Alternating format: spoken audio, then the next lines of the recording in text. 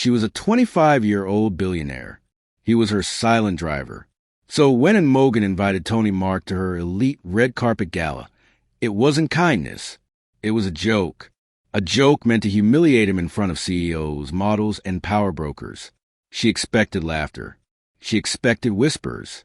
She expected him to shrink. But the moment Tony stepped onto that red carpet, the room went dead silent. Cameras turned. Whispers stopped. And someone asked a question and feared most. Who is he? Backhand index pointing down comment. If you believe quiet people are always underestimated, fire. Like if you've ever been judged by your position. Not your potential pushpin subscribe. If you love stories where dignity wins, without revenge, repeat button, share this. Someone you know needs this reminder. Because this story isn't about wealth. It's about what happens when labels collapse and truth walks in. Once upon a time in a city that never waited for anyone, there lived a man named Tony Mark. Tony was not loud. He did not talk too much. He did not explain himself. In a place like Lagos, where horns argued all day, deals were shouted over coffee, and respect was measured by how expensive your shoes looked, Tony moved like someone who had learned the power of restraint early in life. He noticed everything, but his face stayed calm. When people spoke down to him, he nodded once. When insults came wrapped in jokes, he accepted them like dust settling on glass, present but never permanent. Most people didn't see Tony as a full person. They saw him as a driver, the man who opened doors, the man who waited by cars, the man who stood quietly while others spoke loudly. But if you looked closely, really closely, you would notice something unusual about him. His shirts were always clean, not expensive, not branded, just perfectly pressed.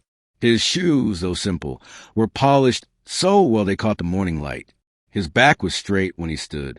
His shoulders never slumped like someone who had given up. And when he walked, he didn't drag his feet.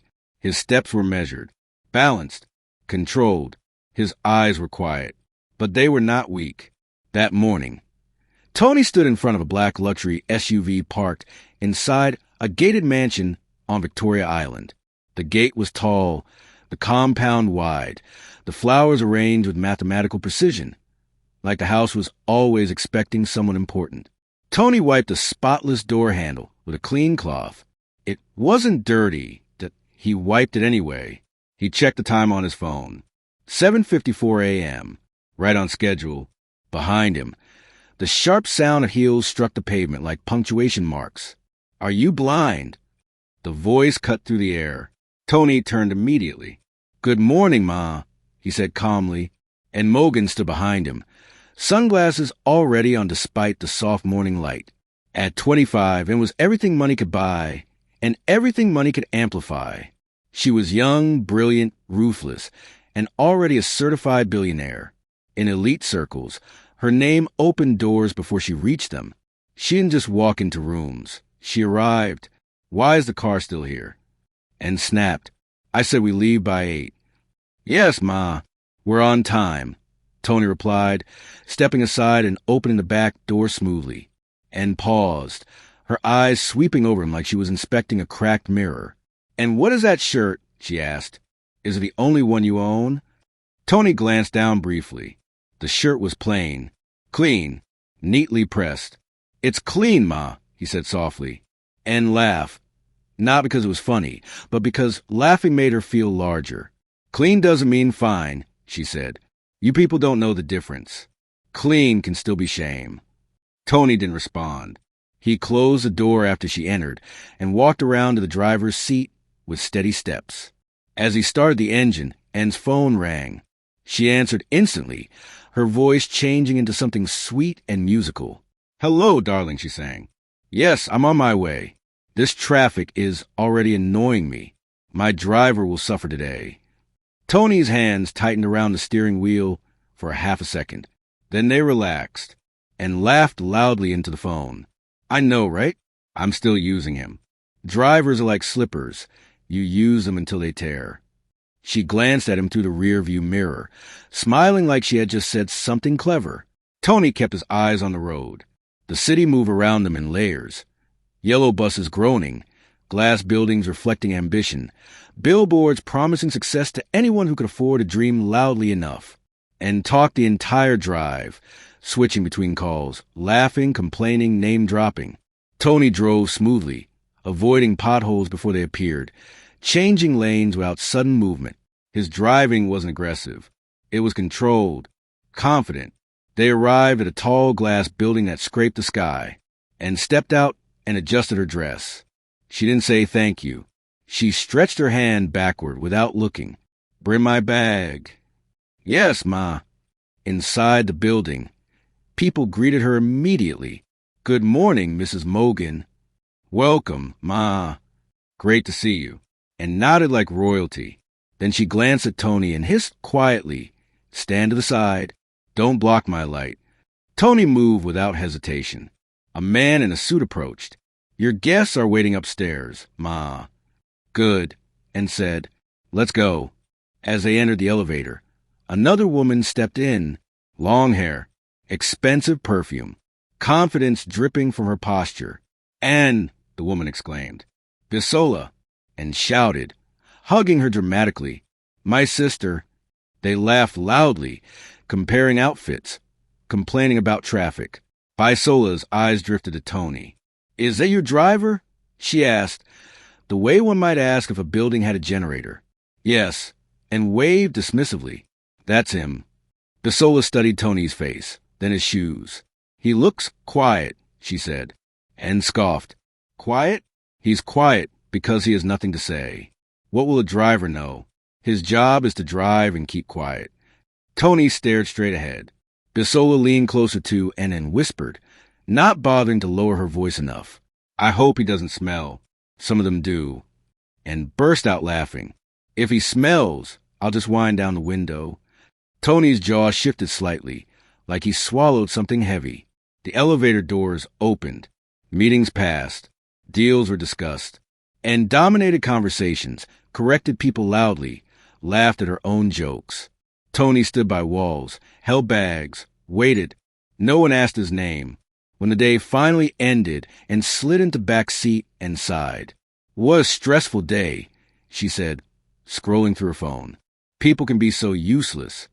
Tony started the engine. As they drove, and thumbs moved quickly over her screen. Her lips curved into a slow, deliberate smile, the kind she wore when she was planning something.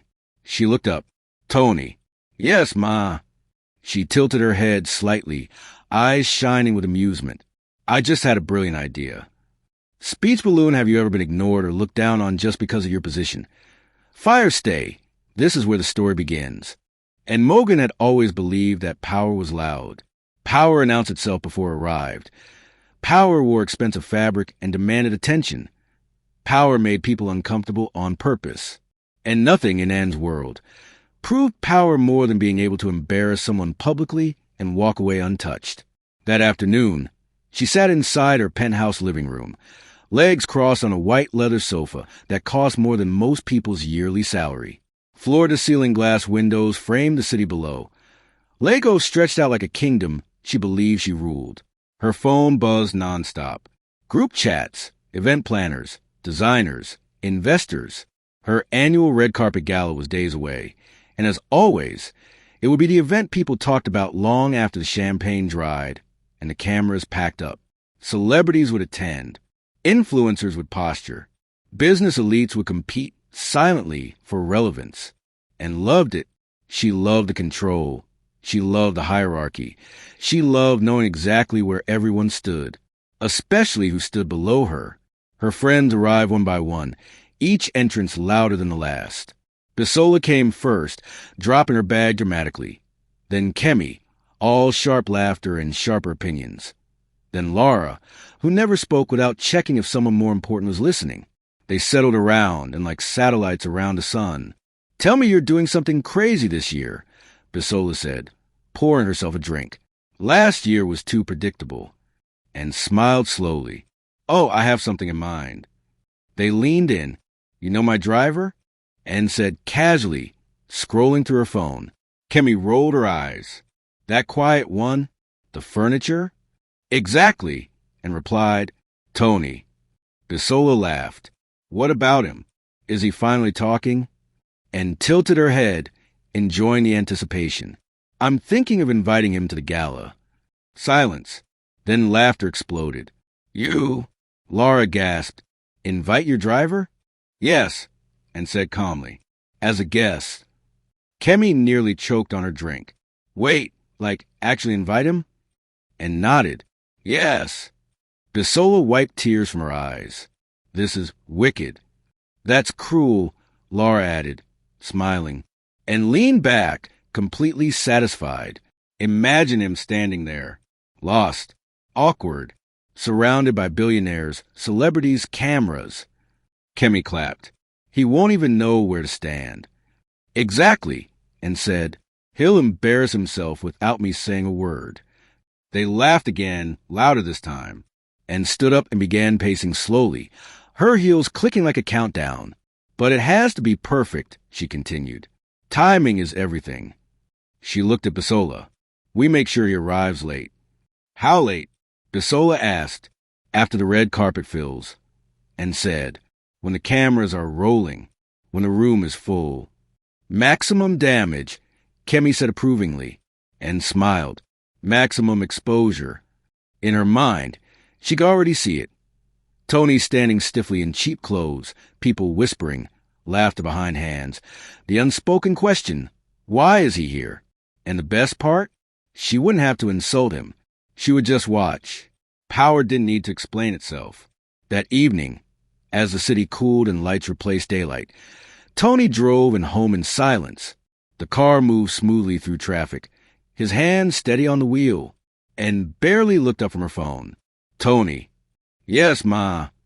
My gala is this weekend. Yes, Ma. She paused deliberately, enjoying the moment. You're invited. Tony's eyes flicked briefly to the rearview mirror, then back to the road. Yes, Ma. And frowned slightly. That's it, she asked. You don't have questions?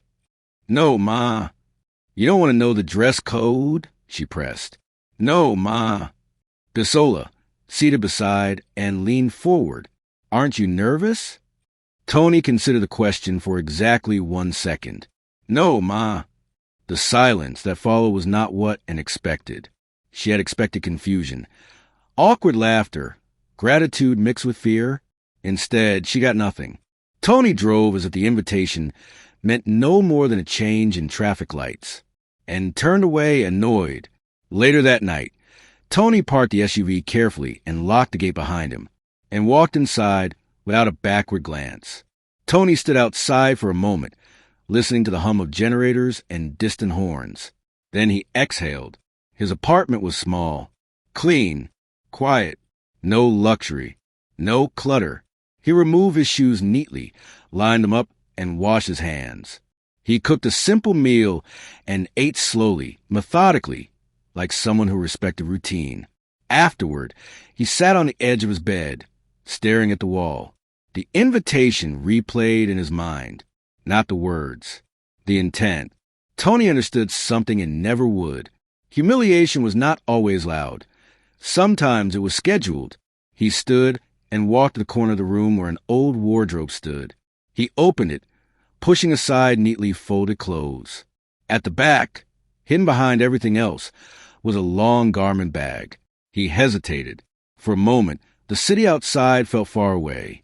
He unzipped it slowly. Inside was a perfectly preserved black suit, tailored, timeless, powerful. The fabric still held its shape. The stitching was precise. The kind of suit made for rooms where silence meant respect. Tony rested his hand on it. They forgot who I was, he said quietly. Then he closed the wardrobe and turned off the light. Speech balloon is silence weakness or preparation. Right arrow, don't blink. Long before Tony Mark learned how to disappear into the background, the world had learned his face. There was a time when silence followed him not because he was invisible, but because rooms were listening.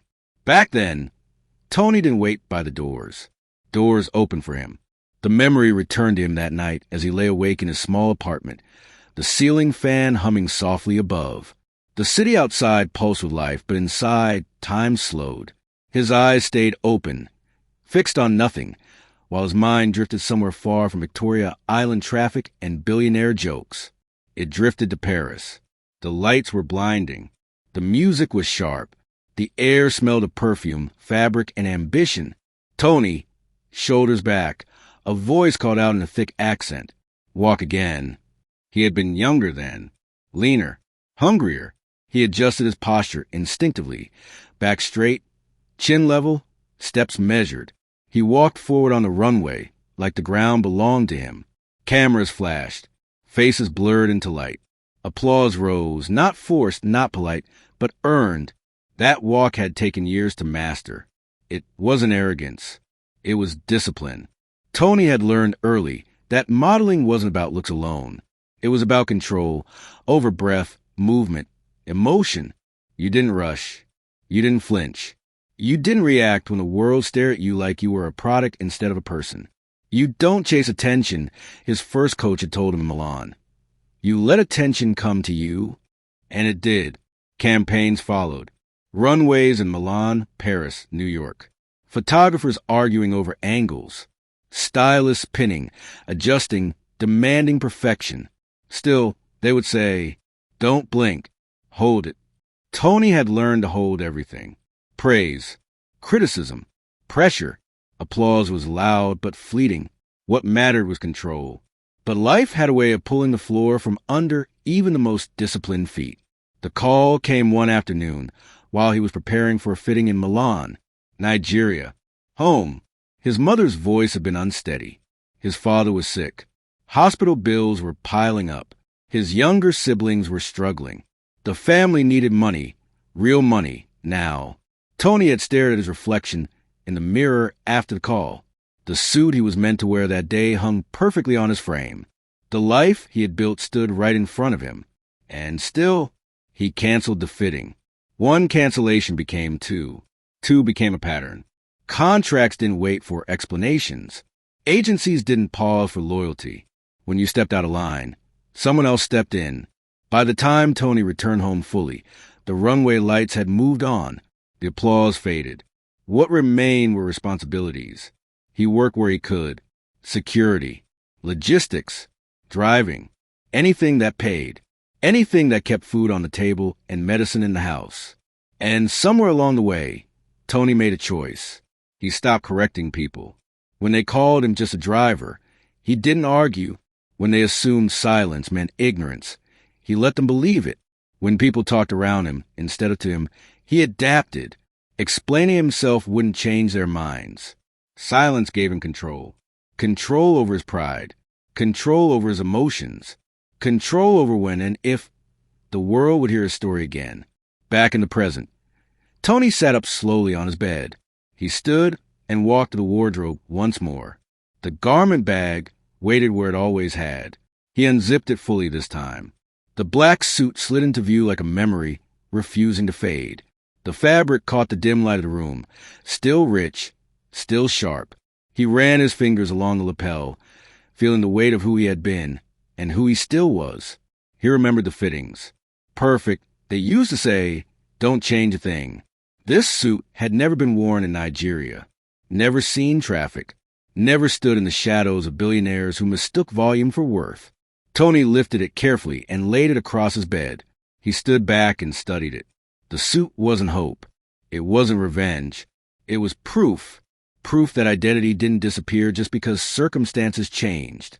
Proof that dignity didn't need an audience to survive. Proof that silence could be a strategy, not a surrender. He folded it neatly and returned it to the garment bag. Outside, a car horn blared. Somewhere nearby, laughter drifted through an open window. The world continued, unaware. Tony turned off the light and lay back down, eyes closing slowly. The gala was coming, and thought she was planning humiliation. Tony knew better. Some moments were not rushed. They were waited for. In the darkness, barely louder than a breath, he whispered the words again, this time not with regret, but with certainty. They forgot who I was. Fire should a man explain himself, or wait for the moment to speak. Night fell over the city, like a curtain rising on a stage. The venue glowed from a distance, an architectural marvel of glass and light perched above the city, wrapped in floodlights and expectation. Cameras lined the entrance in disciplined rows. Red carpet stretched forward like a promise.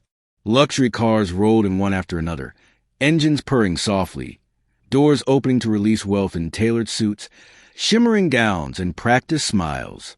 This was Mogan's night. Inside, crystal chandeliers reflected off polished marble floors. Champagne flutes clinked. Laughter rose and fell in waves. Names were exchanged like currency. Every corner of the hall hummed with ego. Who arrived with whom, who wore what, who mattered most, and stood near the entrance, radiant in a gown designed to command attention. The fabric hugged her perfectly, the cut intentional, the color chosen to dominate the room. She wore confidence like a crown. When she smiled, it was calculated. When she laughed, it was strategic. Tonight, she owned everything. Look at this turnout, Bisola said beside her, scanning the crowd. You outdid yourself. And accepted the praise with a small nod. Of course. Cameras flashed as she stepped onto the red carpet, pausing just long enough for the angles to be perfect. She waved lightly, the way someone waved when they expect applause without asking for it. But even as the night unfolded flawlessly, and eyes drifted again and again to her wrist, she checked her watch. 8:47 p.m. Right on schedule. Tony wasn't supposed to arrive early. He wasn't supposed to arrive on time. He was supposed to arrive late, and took a sip of champagne, hiding her impatience behind a satisfied smile.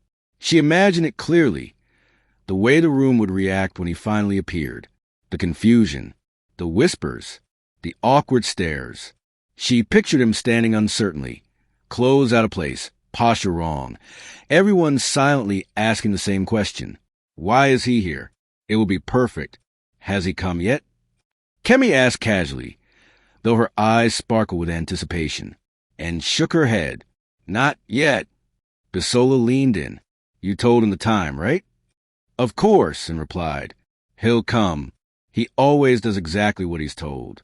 She smiled, confident in her assessment. Across the room, guests continued to arrive. Influencers posed dramatically. Business moguls laughed too loudly. Celebrities glided past with practiced ease. Music played softly, designed to flatter conversation, not interrupt it, and checked her watch again. 8:55 p.m. Her friends exchanged glances. Where's the driver? Laura whispered, barely containing her grin, and chuckled. Relax. Let the room fill first. The cameras were still rolling.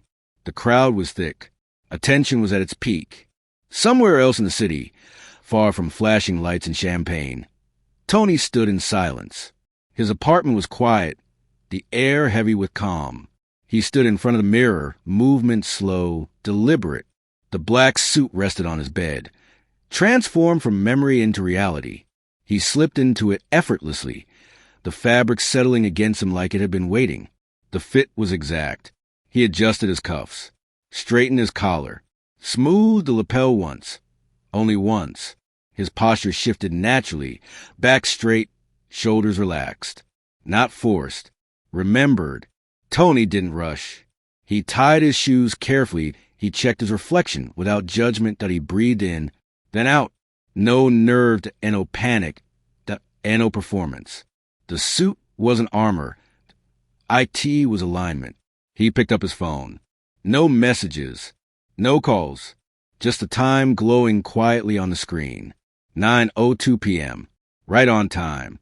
Back at the venue, and patience thinned beneath her confidence. She laughed at a joke she didn't hear. She posed for another photo she didn't enjoy. Her eyes kept drifting toward the entrance. Maybe he got scared, Kemi said, and smirked. Doubt it. People like him don't miss opportunities like this. She lifted her glass again, but the sip tasted flatter this time. 9:05 p.m. Bisola leaned closer. I hope he comes. I want to see his face. And smile tightened. He'll come. The word sounded certain. The feeling wasn't. Then, outside the venue, headlights swept across the entrance. A sleek luxury car rolled to a smooth stop. Conversations near the door faltered slightly. A few heads turned, instinctively drawn by movement. The engine cut off. The car settled into silence. A uniformed attendant stepped forward and reached for the handle. The door opened. Eyes what happens when expectations walk into reality. The door opened. For a brief second, nothing happened. No music cued, and no announcement, and no name called over a microphone. Just a pause. So small it almost went unnoticed. Then Tony Mark stepped out. The first thing people felt was not recognition. It was disruption. A ripple moved through the entrance. Subtle at first, like a change in air pressure. Conversations near the red carpet faltered mid-sentence. A photographer lowered his camera slightly, frowning. Not because something was wrong, but because something had changed. Tony placed one foot onto the carpet, then the other. He stood still for a heartbeat. Not hesitant, not unsure, just centered. The black suit fit him like intention. Not flashy, not desperate, timeless. The kind of suit that didn't beg for attention because it had never needed to. Then he began to walk. Not fast, not slow, measured. His posture was straight, his shoulders relaxed, his chin level. Every step landed cleanly, confidently, as though the red carpet had been laid for him alone. His hands moved naturally at his sides, his gaze forward, not scanning, not searching. He wasn't looking for approval. And that was when the silence hit. It wasn't planned. IT wasn't instructed. IT simply happened. The low hum of voices thinned. Laughter faded. Even the music felt quieter, like it had stepped back out of respect. People turned, not because they were told to, but because something in them responded instinctively. Cameras began to rise. Not toward Anne, toward him. A photographer lifted his lens. Then another. Flashes popped. Not in coordinated bursts, but in scattered surprise. Someone clapped once, uncertainly. Then another person joined. Then another. Applause spread, not loud, not wild, but undeniable. Tony didn't react. He didn't smile wider. He didn't acknowledge the cameras. He didn't slow down. He simply walked. Inside the hall, and Nogan stood frozen. Her glass hovered inches from her lips, forgotten. The smile she had practiced all evening. Perfect angles, perfect confidence, stalled halfway. Her eyes locked onto the entrance, disbelief creeping in like a crack through glass. That wasn't the man she had imagined. This wasn't a driver who opened doors and waited by cars. This man owned space. Is that? Bisola whispered, leaning forward, and didn't answer. Guest began whispering openly now. Who is that? He walks like a star. Is he someone important? I've seen that walk before. Phones came out. Screens glowed. Social feeds refreshed in real time. Tony moved past the entrance, deeper onto the carpet. People parted slightly without realizing they were doing it. No one blocked his path. No one asked him to move aside. He didn't need to announce himself. His presence did the talking. And finally lowered her glass. Her throat felt dry. That's my driver, she said quietly, almost to herself. The words sounded wrong the moment they left her mouth. The label didn't fit. A camera operator shifted position, angling for a better shot of Tony. Another turned completely away from and without apology, without explanation, drawn by something more compelling. And felt it then. For the first time in her life, the room wasn't responding to her. Her smile tightened, then cracked. She tried to laugh it off, but the sound didn't come out right. The control she had curated so carefully all night slipped just a little, but enough for her to feel it. Tony reached the center of the carpet and stopped. He stood calmly, hands relaxed, eyes steady. Flashes erupted around him now, more confident, more focused. Someone called out to him, not rudely, not mockingly, but with genuine curiosity. "Excuse me." A voice rang out clearly above the murmurs. Tony turned his head slightly, acknowledging the sound without haste. A man near the front, dressed in a tailored tuxedo, frowned in confusion as he looked Tony up and down. "Who is he?" asked loudly. The question hung in the air, unanswered. Fire if you felt this moment. Drop a fire in the comments. The question, who is he, didn't fade. It multiplied. It passed from mouth to mouth, growing heavier each time it was repeated, until it pressed against the walls of the hall like pressure before a storm. Tony stood at the center of it all, calm as a still point in moving water. He hadn't planned this moment beyond showing up as himself. He hadn't rehearsed expressions or imagined reactions. Yet everything unfolding felt familiar, like an old language his body remembered even if the room didn't. Around him, confusion took shape. Guests leaned toward one another, whispering openly now. I swear I've seen him before. That walk, that posture, he looks like someone important. Is he a foreign investor? Phones were raised discreetly. Screens tilted, fingers scrolling rapidly. Somewhere in the crowd, someone began recording a short video. Another followed. Then another. The red carpet, once a control stage, had become unpredictable, and Nogan felt the shift before she fully understood it. It crept into her chest as a tightness she hadn't felt in years. Her instincts, sharpened by boardrooms and negotiations, screamed that something was wrong. Not wrong like a mistake. Wrong like a loss of control. She forced a laugh, louder than necessary. "Oh, please," she said, waving her hand dismissively as Bisola stared at her. "You people are dramatic." Bisola frowned. "And who is that man?" And his eyes flicked back to Tony. He hadn't moved. He hadn't spoken. He hadn't done anything she could accuse him of. And yet, everything was unraveling. "That," Anne said lightly, "that's just my driver." The words landed and bounced. They didn't settle the way she expected. Silence followed. Not the respectful silence she usually commanded, but a strange, skeptical one. People looked from and back to Tony, then to each other, their expressions tightening with disbelief. "Your driver?" someone repeated. "Yes," and said quickly. "Tony, he drives me." A man in a navy suit tilted his head. "Your driver walks like that?" Another woman frowned openly. Why would a driver be invited as a guest? And smiled, though her jaw ached from holding in place. "Because I'm generous," she replied. "I like to give opportunities." Bisola stared at her. But cut her off. "Please, let's not make a big deal out of nothing." Except it was already a big deal. A ripple moved through the crowd.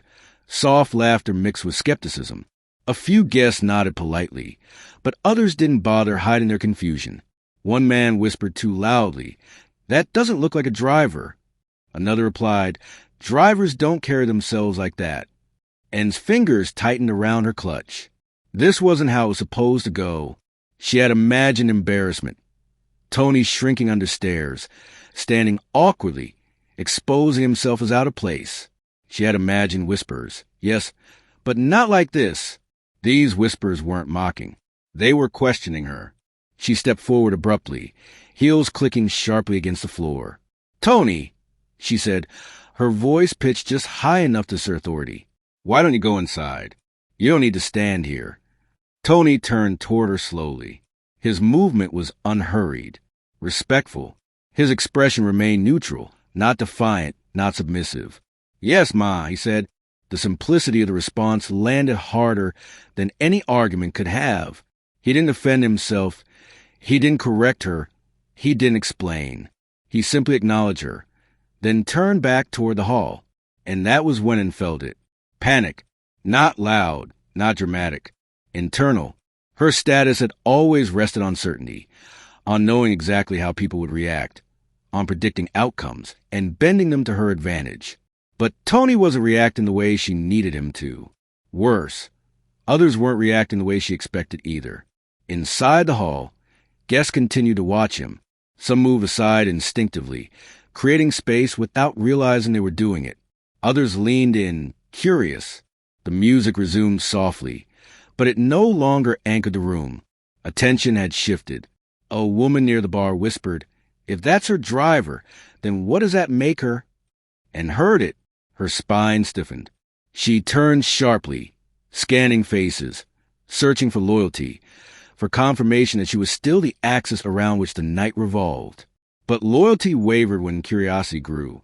And Kemi said quietly, grabbing her arm, "Are you sure he's just—" "Of course I'm sure," and snapped. "I hired him." "But where did you find him?" And opened her mouth, and closed it. She didn't know. She had never asked. The realization stung sharper than she expected. She had assumed Tony arrived in her life fully formed as a driver. No past, no ambition, no complexity. He existed in her world only as long as he was useful. Now, that assumption was being examined under bright lights. Tony moved deeper into the hall, not toward the bar, not toward the dance floor, but toward a quieter section near the center. He didn't isolate himself. He didn't cling to corners. He occupied space naturally. A man stepped toward him hesitantly. "Excuse me," he said. "May I?" Tony inclined his head. "Of course." "I'm sorry," the man continued, smiling awkwardly. "I thought you were, well..." Tony waited. "I thought you were someone important," the man finished. Tony smiled faintly, not amused, not offended. "I am," he said simply. The man blinked, then laughed softly. "Fair enough." Nearby and watched exchange. Each word felt like a stone added to the weight pressing against her chest. She tried to recover. She approached a small cluster of guests, forcing a confident smile. "Enjoying the night?" she asked brightly. "Yes," one woman replied, distracted. Her eyes drifted past and back to Tony. "Very interesting guest you have." And smile twitched. "Yes, he's full of surprises." "That's good," the woman said absently. "We love surprises." And excused herself and moved away, heart beating faster now. She scanned the room, searching for something, anything, to ground herself. But everywhere she looked, the same thing happened. Eyes drifted away from her, toward him. Tony hadn't said more than a handful of words since arriving. He hadn't raised his voice or made a spectacle. And yet, the social hierarchy, the invisible ladder everyone climbed and defended, was shifting. Silently, a photographer approached and cautiously. "Madam, could we get another shot near backdrop?" And nodded too quickly. "Of course." She stepped into position, lifting her chin, reclaiming her posture. The camera flashed once, then twice. Then the photographer hesitated. "I'm sorry," he said. "Could we maybe get him in the frame as well?" And froze. "Who?" The photographer gestured subtly toward Tony and felt heat rise to her face. "Why?" "He's drawing attention," the photographer said diplomatically, and his lips parted. No words came out. "That won't be necessary," she said finally, forcing calm. "This is my event." The photographer nodded apologetically and stepped back, but the damage was done, and felt it clearly now. The way power slipped not all at once, but in moments, in glances that didn't return, in questions that didn't disappear. She turned sharply and walked toward Tony. He noticed her approach and stopped, facing her calmly. "You're enjoying this," and accused quietly. Tony looked at her, not coldly, not warmly. "I'm attending your event," he replied. "That's not what I meant." "I know." His composure unsettled her more than anger would have. "You're confusing people," she said. Tony tilted his head slightly. "By existing?" And clenched her jaw. "You didn't tell me." "You didn't ask," Tony replied gently. The word struck like a soft blow, and swallowed. Before she could respond, a woman stepped forward from the crowd. She was older, poised, dressed in understated elegance. Her eyes were sharp, not predatory, but discerning. She carried herself with the ease of someone who had spent years observing talent in silence. "Excuse me," the woman said, addressing Tony directly. Tony turned to her. "I hope I'm not interrupting," she continued, "but I couldn't help noticing you," and stiffened instantly. "I'm Mara Klein," the woman said, extending her hand. "I work in talent representation." Tony shook her hand calmly. "Tony Mark." Mara smiled slightly. "I thought so." And breath caught. Mara studied Tony with professional focus. Not admiration, not flattery, but recognition. "You have presence," she said. "The kind that can't be taught." Tony inclined his head politely. "Thank you. I've been watching you since you arrived," Mara continued. "I'm curious, are you represented?" The room felt suddenly too quiet. Tony met her gaze. "Not anymore," he said, and felt the ground tilt beneath her feet. Phones lifted higher. Whispers surged again. The hierarchy didn't just bend now, it cracked. Mara smiled. Then perhaps we should talk. She gestured subtly toward a quieter corner.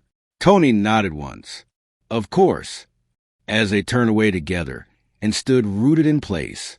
The joke was no longer hers. The narrative was no longer hers. And for the first time in her life, and Mogan felt something she had never prepared for. Exposure. Speech balloon what hurts more, losing status or being exposed. The moment Mara Klein said her name, something irreversible happened.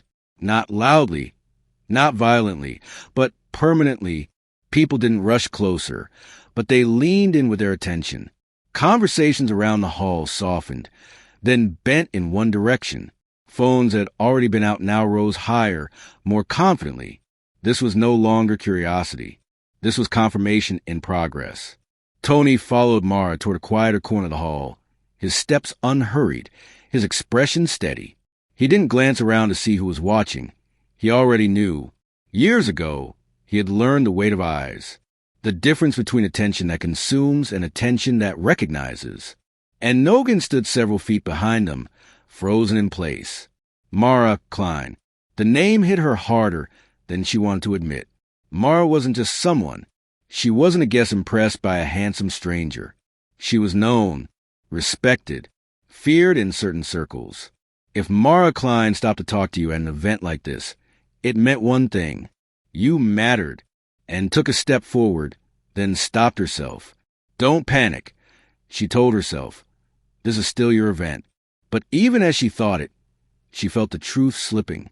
Mara gestured toward a small lounge area away from the main crowd. Tony followed, stopping when she did. I hope this isn't too forward, Mara said, her tone calm and professional. But I've been in this industry a long time. When someone walks into a room the way you did tonight, it sets off alarms. Tony smiled faintly. Good ones, I hope. Mara returned the smile. The best kind. She studied him openly now. Not his face alone, but his posture, his stillness, the way he stood without performing. You have training, she said. Runway training. High fashion. Tony didn't react. Yes, he said simply. That single word sent a ripple through the small circle forming around them. Someone gasped softly. Another person leaned closer, pretending to adjust their phone while recording everything. Mara nodded, satisfied. I knew it. You don't unlearn that kind of discipline. And his chest tightened. She hadn't known. Worse, she hadn't even suspected. And you are? Mara prompted gently. Tony Mark. Mara's eyes narrowed thoughtfully. Tony Mark, she repeated. That name sounds familiar. It might, Tony replied. From a while ago. Mara tilted her head. Milan. Tony paused for a fraction of a second. Yes. The pause was enough. Mara inhaled slowly, like someone who had just found something they weren't sure still existed. I knew it, she said under her breath. I knew I'd seen that walk before. Whispers spread faster now. Milan. Did she say Milan? He modeled. No way. Phones rose higher. Someone began live streaming openly now, no longer pretending discretion. Mara looked around briefly, then back at Tony. Are you represented? She asked. The question landed in the center of the room like a match. Tony met her gaze, unbothered. Not anymore, he said calmly. The reaction was immediate. Gasps, sharp intakes of breath out a surge of murmurs that swelled into noise. Not anymore? Mara echoed, intrigued. I stepped away, Tony explained. Life happened. Mara nodded slowly. Life always does. She folded her arms, studying him again, this time with purpose. Do you have any idea what just happened when you walked in here tonight? Tony glanced around, not arrogantly, not nervously, just observantly. People are paying attention, he said. Mara smiled. Exactly. And they didn't need to be told to. And watched from a distance, her nails digging into her palm. This wasn't supposed to be happening. She had invited Tony to expose him. Instead, he was being revealed. Mara reached into her clutch and pulled out a slim card. She didn't hand it to him immediately. She held it between her fingers, making sure others saw it. I don't usually do this publicly, she said, but this is a public moment. She handed the card to Tony. I'd like to talk to you properly, she continued, about representation, about opportunities, if you're open to it. Tony accepted the card with a nod. I am. That was all. No excitement and no disbelief and no rush. The restraint in his response did something to the room. It validated him even more. The phones erupted. Screens filled with his image, standing in the black suit, calm amid chaos. Captions began forming instantly. Who is he? And Nogan's mystery guest that walked, though why does he look like he owns a place? Within minutes, a short clip went live. Tony stepping onto the red carpet. Tony standing beside Mara Klein. Tony receiving the card. The caption that spread fastest read. They said he was just a driver and felt dizzy. She overheard snippets of conversation as she moved through the crowd, trying to reassert herself. Did you see the way she looked at him? Mara Klein doesn't stop for nothing. He's wasted as a driver. Can you imagine ignoring someone like that every day? Each sentence felt like a quiet accusation, not shouted, just stated, and stopped near a group of investors she knew well. They greeted her politely, but their attention flicked past her again and again toward Tony. Interesting guest. One of them said carefully, yes, and replied stiffly, very interesting. How long has he been working for you? Another asked, and hesitated. Almost 2 years. 2 years. 2 years of opening doors, 2 years of silence, 2 years of her not asking a single question. And you never knew? The investor asked, and forced a laugh. People have pasts, she said. The words rang hollow. Across the room, Mara and Tony continued talking. She wasn't pitching him aggressively. She didn't need to. Her interest alone was a stamp of legitimacy. Tony listened more than he spoke. When he did speak, it was precise, grounded, not hungry. That unsettled, and more than anything else. He wasn't desperate. He didn't need this moment. It was simply arriving. A young influencer edged closer to Tony. Phone raised. Can I get a quick clip? She asked. Tony nodded politely. Sure. What do you do? She asked. I work, Tony replied. She laughed, thinking he was joking. The clip went live anyway. The comments flooded in instantly. That answer, though, confidence without noise. Why is this man so calm? And felt heat creep up her neck. She had built her entire identity on being the center of rooms like this, on controlling narratives, on deciding who mattered and who didn't. Now the narrative was moving without her permission. She spotted Tony standing alone for a moment, Mara having stepped away to take a call. This was her chance. She straightened her posture, fixed her expression, and walked toward him. As she approached, she heard him say something to a guest nearby. I don't think anyone is just anything, Tony said quietly. Labels are convenient, not accurate. The guest nodded, impressed, and stopped directly in front of him. Tony, she said, her voice tight but controlled. May I speak with you? The surrounding conversations dipped immediately. People pretended not to watch, but they did. Tony turned to her calmly. Of course, Ma, he replied. The word Ma landed differently now, and gestured sharply toward a quieter corner. Now, she added. Tony followed. As they stepped away from the crowd, the noise of the hall swelled behind them, buzzing, alive, charged with speculation, and stopped walking and turned to face him. For the first time that night, she didn't look dominant. She looked uncertain. Why didn't you tell me? She asked. Tony met her gaze, steady as ever. The answer waited, unspoken but inevitable. Mobile phone, would you have stayed silent or spoken? And Mogan stopped walking. The music from the hall throbbed faintly behind them, a distant reminder that the night was still moving, even if her control over was not. Crystal laughter rose and fell like waves, but here, in the quieter corridor just off the main hall, everything felt suspended. She turned to face Tony, for the first time since he had stepped onto the red carpet, and looked at him without the armor she usually wore. No audience, no camera angle, no practiced smile. Just a woman who had lost the narrative she believed she owned. You're enjoying this, she said, lowering her voice. It wasn't an accusation shouted to wound. It was a statement sharpened by panic. Tony met her eyes calmly. I'm attending your event, he replied. That's not what I meant. And snapped, then caught herself. She exhaled and smoothed her dress, trying to reassemble authority piece by piece. You know exactly what you're doing. Tony tilted his head slightly. Do I? Yes, she said quickly. You walk in like that. You let people assume things. You let them talk. Tony considered her words for a moment, as though weighing them, not emotionally, but thoughtfully. I didn't tell anyone anything, he said. They spoke on their own. And his jaw tightened. You could have corrected them. I still can. But you won't, she said, because you like this. Tony's expression didn't change. I don't dislike it, he admitted, but that's not the same thing. And took a step closer, lowering her voice further. You embarrass me tonight. Tony looked at her, not with satisfaction, not with pride, but with something quieter, something steadier. I didn't plan to, he said, but you did and insisted. Everyone is looking at me like like you didn't know.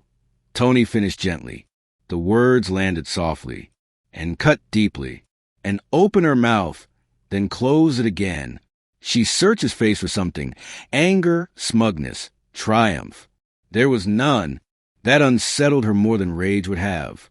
You work for me, she said finally, grasping for ground she recognized. I gave you a job. Tony nodded. You did. And this is how you repay me, she asked. By making me look foolish in my own house? Tony inhaled slowly. I never asked to be here, he said. You invited me. N's lips pressed together. And you knew why, she shot back. Don't pretend you didn't. Tony paused. This time, the silence stretched longer. Not dramatic, not calculated. Just honest. Yes, he said. I knew. N's eyes flickered. Then why come? Tony's gaze didn't waver. Because I've spent a long time letting people misunderstand me, he said. And tonight you wanted to use that. And scoff, though the sound lacked conviction. You're acting like a victim. No, Tony said calmly. I'm acting like someone who understands timing. Her breath hitched. You could have told me, she said, softer now. About who you were. Tony studied her face. The expensive makeup, the confidence etched into her posture, the cracks forming beneath it. You never asked, he said. The words fell into the space between them. Quiet, simple, final, and stared at him. She waited for more. An explanation, a lecture, a list of grievances. Nothing came. You never asked, he repeated gently. And I never corrected you. We both played our parts. Her throat tightened. I thought, she began then stopped. I thought you were just quiet. I am quiet, Tony said. That doesn't mean empty. And looked away, blinking rapidly. For a moment, the room felt too small. The laughter from the hall sounded distant, unreal. You made me look cruel, she said. Tony didn't deny it. You made a joke, he replied. It ended. She turned back to him sharply. You think this is over? I think this moment is, Tony said, and laughed bitterly. You think people forget? Tony considered this. No, he said, but they'll move on. And what about you? She demanded. You think this changes everything? Tony's answer came without hesitation. It changes me. That stopped her. How? She asked quietly. Tony glanced back toward the hall. The lights, the crowd, the noise, the world that had suddenly remembered him. I don't have to shrink anymore, he said. I don't have to explain. And I don't have to stay where I'm unseen. And swallowed. For the first time that night, she felt something she had never planned for, regret. Not because she might lose Tony as a driver. Not because the room had turned its attention elsewhere. But because she realized how easily she had dismissed a human being. You could have said something, she murmured again, almost to herself. Tony met her gaze one last time. You never asked. The line settled. There was no anger in IT, and no accusation. and no cruelty. Just truth. And nodded slowly, as though acknowledging a loss she couldn't undo. She straightened her shoulders, reflexively reaching for the version of herself the world expected. Well, she said stiffly, enjoy the rest of the night. I intend to, Tony replied. She turned away first. Tony watched her go, not with satisfaction, not with resentment, but with clarity. The power dynamic that had defined their relationship dissolved quietly, without applause. He stepped back into the main hall. The noise surged immediately. Conversations reignited. Heads turned. Smiles appeared. Someone waved him over. Another person nodded in recognition. Tony moved forward, no longer a guest invited as a joke, but a man whose presence had rewritten the room. As he walked, his posture shifted, not dramatically, but decisively. The weight he had carried for years lifted, not because he proved anything, but because he no longer needed to. Behind him, and Nogan stood still for a moment longer, watching the space where he had been. Then she took a breath, and returned to a room that no longer belonged to her alone. Tony disappeared into the crowd. Changed forever. Red Heart's silence spoke louder than insults. Do you agree? And Mogan stopped walking. The music from the hall throbbed faintly behind them, a distant reminder that the night was still moving, even if her control over was not. Crystal laughter rose and fell like waves, but here, in the quieter corridor just off the main hall, everything felt suspended. She turned to face Tony, for the first time since he had stepped onto the red carpet, and looked at him without the armor she usually wore. No audience, no camera angle, no practiced smile. Just a woman who had lost the narrative she believed she owned. You're enjoying this, she said, lowering her voice. It wasn't an accusation shouted to wound. It was a statement sharpened by panic. Tony met her eyes calmly. I'm attending your event, he replied. That's not what I meant. And snapped, then caught herself. She exhaled and smoothed her dress, trying to reassemble authority piece by piece. You know exactly what you're doing. Tony tilted his head slightly. Do I? Yes, she said quickly. You walk in like that. You let people assume things. You let them talk. Tony considered her words for a moment, as though weighing them, not emotionally, but thoughtfully. I didn't tell anyone anything, he said. They spoke on their own. And his jaw tightened. You could have corrected them. I still can. But you won't, she said, because you like this. Tony's expression didn't change. I don't dislike it, he admitted, but that's not the same thing. And took a step closer, lowering her voice further. You embarrass me tonight. Tony looked at her, not with satisfaction, not with pride, but with something quieter, something steadier. I didn't plan to, he said, but you did, and insisted. Everyone is looking at me like like you didn't know. Tony finished gently. The words landed softly, and cut deeply, and opened her mouth, then closed it again. She searched his face for something, anger, smugness, triumph. There was none. That unsettled her more than rage would have. You work for me, she said finally, grasping for ground she recognized. I gave you a job. Tony nodded. You did. And this is how you repay me, she asked. By making me look foolish in my own house? Tony inhaled slowly. I never asked to be here, he said. You invited me. And his lips pressed together. And you knew why, she shot back. Don't pretend you didn't. Tony paused. This time, the silence stretched longer. Not dramatic, not calculated. Just honest. Yes, he said. I knew. N's eyes flickered. Then why come? Tony's gaze didn't waver. Because I've spent a long time letting people misunderstand me, he said. And tonight you wanted to use that. And scoff, though the sound lacked conviction. You're acting like a victim. No, Tony said calmly. I'm acting like someone who understands timing. Her breath hitched. You could have told me, she said, softer now. About who you were. Tony studied her face. The expensive makeup, the confidence etched into her posture, the cracks forming beneath it. You never asked, he said. The words fell into the space between them.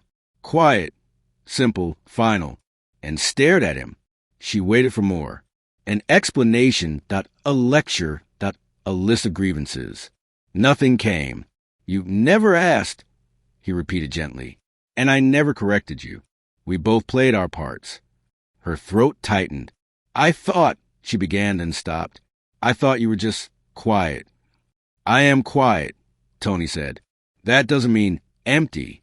And looked away, blinking rapidly. For a moment, the room felt too small. The laughter from the hall sounded distant, unreal. You made me look cruel, she said. Tony didn't deny it. You made a joke, he replied. It ended. She turned back to him sharply. You think this is over? I think this moment is, Tony said, and laughed bitterly. You think people forget? Tony considered this. No, he said, but they'll move on. And what about you? She demanded. You think this changes everything? Tony's answer came without hesitation. It changes me. That stopped her. How? She asked quietly. Tony glanced back toward the hall. The lights, the crowd, the noise, the world that had suddenly remembered him. I don't have to shrink anymore, he said. I don't have to explain. And I don't have to stay where I'm unseen. And swallowed. For the first time that night, she felt something she had never planned for, regret. Not because she might lose Tony as a driver. Not because the room had turned its attention elsewhere, but because she realized how easily she had dismissed a human being. You could have said something, she murmured again, almost to herself. Tony met her gaze one last time. You never asked. The line settled. There was no anger in eye teeth, and no accusation, and no cruelty. Just truth. And nodded slowly, as though acknowledging a loss she couldn't undo. She straightened her shoulders, reflexively reaching for the version of herself the world expected. Well, she said stiffly, enjoy the rest of the night. I intend to, Tony replied. She turned away first. Tony watched her go, not with satisfaction, not with resentment, but with clarity. The power dynamic that had defined their relationship dissolved quietly, without applause. He stepped back into the main hall. The noise surged immediately. Conversations reignited. Heads turned. Smiles appeared. Someone waved him over. Another person nodded in recognition. Tony moved forward, no longer a guest invited as a joke, but a man whose presence had rewritten the room. As he walked, his posture shifted, not dramatically, but decisively. The weight he had carried for years lifted, not because he proved anything, but because he no longer needed to. Behind him, and Nogan stood still for a moment longer, watching the space where he had been. Then she took a breath, and returned to a room that no longer belonged to her alone. Tony disappeared into the crowd. Changed forever. Red Heart's silence spoke louder than insults. Do you agree? The city had learned how to dress for moments like this. Light spilled from glass buildings like confidence. Valets moved with choreographed efficiency. The red carpet outside the venue glowed. Not brighter than before, but calmer, less desperate to impress. This was not an Mogan's event. Her name appeared on the guest list. Yes, but not at the top, not highlighted, not whispered with anticipation. Tonight belonged to someone else. Tony Mark arrived without delay. No entourage and no dramatic entrance. Just a single car pulling to the curb. The door opened, and he stepped out.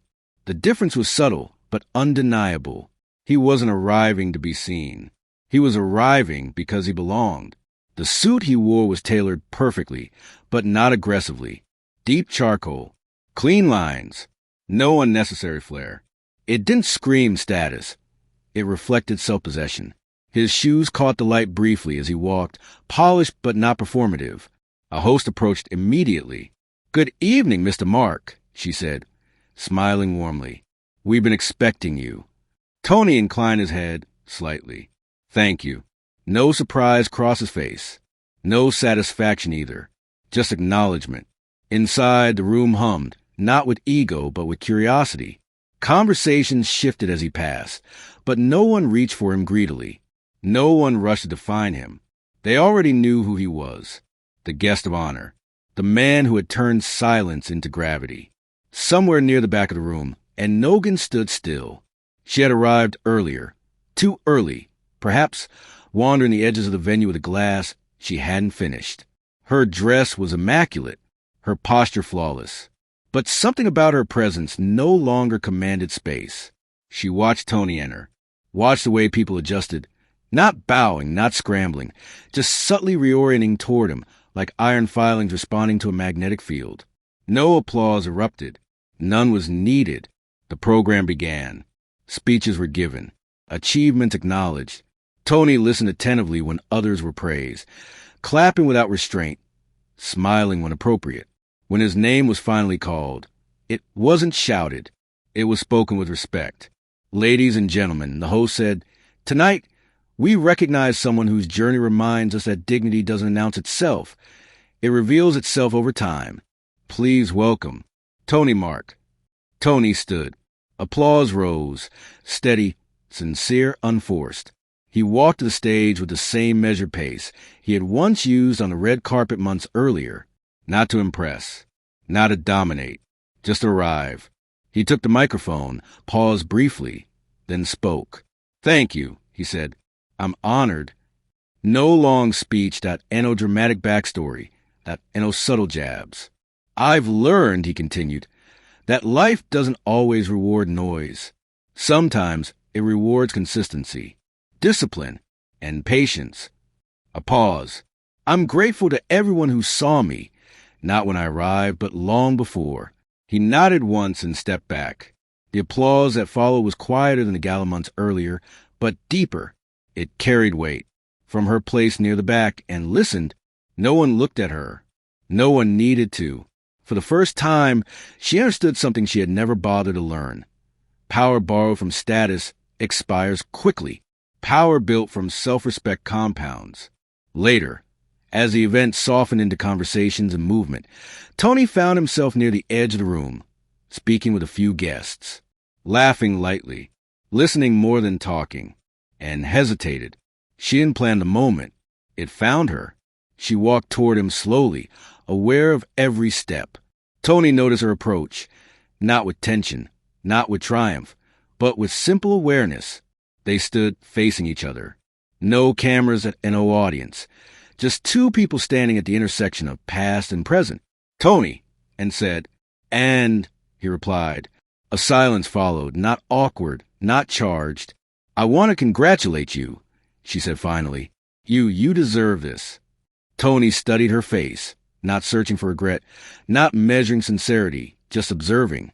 "Thank you," he said. Another pause. "I didn't see you," and added quietly. Tony nodded once. "No," he said. "You didn't." She swallowed. "I see you now." Tony's expression didn't change. "I believe you," he said. "But that part isn't for me anymore." And nodded, accepting the truth she could not undo. "I wish you well," she said. "And I you," Tony replied. Then, without ceremony, without emphasis, Tony inclined his head slightly. A polite nod, not to prove a point, not to assert victory, but because courtesy had always been his language.